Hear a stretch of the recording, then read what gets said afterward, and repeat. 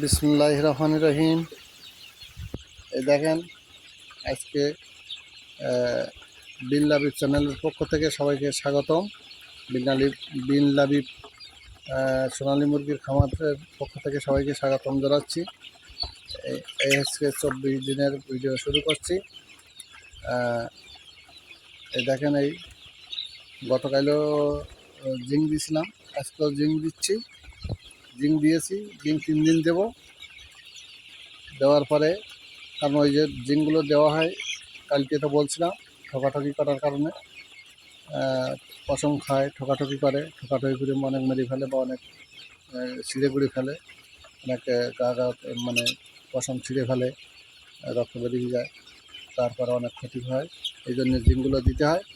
জিঙ্কগুলো দিলে ওদের শারীরিক একটা ইমেজ তৈরি হয়, তখন আর ওই ঠকাঠকিটা করে না।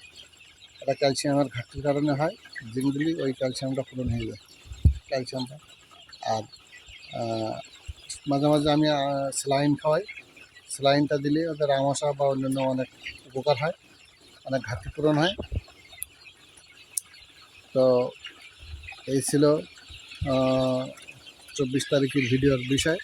দেখেন মুরগি অনেক বড় হয়েছে, ছোটো কাল থেকে ভিডিও করছি, প্রতিদিনের ভিডিও। দেখেন অনেক বড় গ্রোথ হয়েছে। ফাঁকে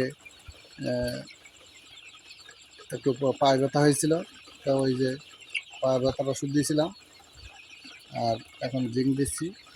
তো দেখেন মুরগি অনেক বড় হয়েছে, দেখার মতন হয়েছে, আরও হবে আশা করি। প্রতিদিন ভিডিও করলে আপনারা আপডেট দেখতে পাবেন।